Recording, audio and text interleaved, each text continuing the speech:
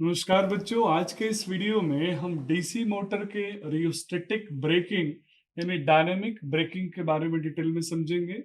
बच्चों, rheostatic braking का जो अल्टरनेटिव नेम है that is called dynamic braking. इन दोनों वर्ड्स के अपने मीनिंग है। सबसे पहला, रियोस्टेटिक ब्रेकिंग क्यों? क्योंकि ब्रेकिंग के टाइम में यानी जब हम ब्रेकिंग मोड में लेके जाते हैं अपने इस डीसी मोटर को, तो वहां हम रेसिस्टेंस को ऐड करते हैं आर्मेचर के, ताकि हम जो करंट है उस करंट को कंट्रोल कर सके, लिमिट कंट्रोल कर सके और आर्मेचर को ब्रेकिंग कंडीशन में सेव कर सके।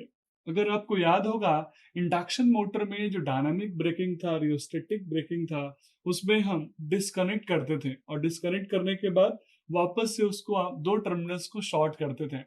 बच्चों, जब हम डीसी मशीन के अंदर डायनामिक ब्रेकिंग की चर्चा करते हैं या फिर रियोस्टेटिक ब्रेकिंग की चर्चा करते हैं, तो नॉर्मल कंडीशन में जब मेरा मशीन ऑपरेट होता है, जिसमें मेरा जो मोटरिंग एक्शन हो रहा है, अगर मुझे सडनली रोकना हो, उसके मोमेंटम को चेंज करना हो, ब्रेक लगाना हो, तो उस कंडीशन में बस मैं अपने आर्मेचर के टर्मिनल को यानी आर्मेचर को मेन सप्लाई से डिस्कनेक्ट करूंगा।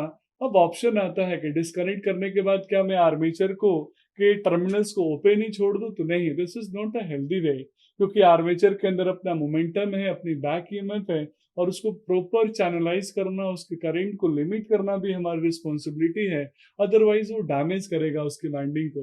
तो उस कंडीशन में हम उस करंट को कंट्रोल करने के लिए, करंट को प्रॉपर डिस्चार्ज करने के लिए, हम इसमें यानी जब हम सप्लाई से डिस्कनेक्ट करते हैं, तो उसके बाद इसके आर्मेचर के सीरीज में यानी सर्किट को हम सप्लाई से डिस्कनेक्ट हटाने के बाद आर्मेचर रेसिस्टेंस से के थ्रू क्लोज करते हैं, रेसिस्टेंस के थ्रू कनेक्ट करते हैं, और इसीलिए इसको हम बोलते हैं रियोस्टेटिक ब्रेकिंग।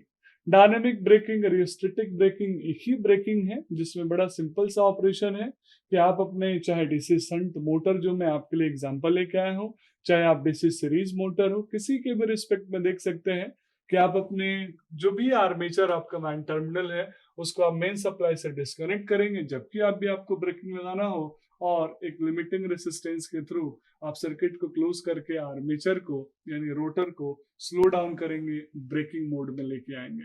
इफेक्टिव ब्रेकिंग है, ज्यादातर हम इसको प्रीफर करते भी हैं। That's all about this video. Thank you so much.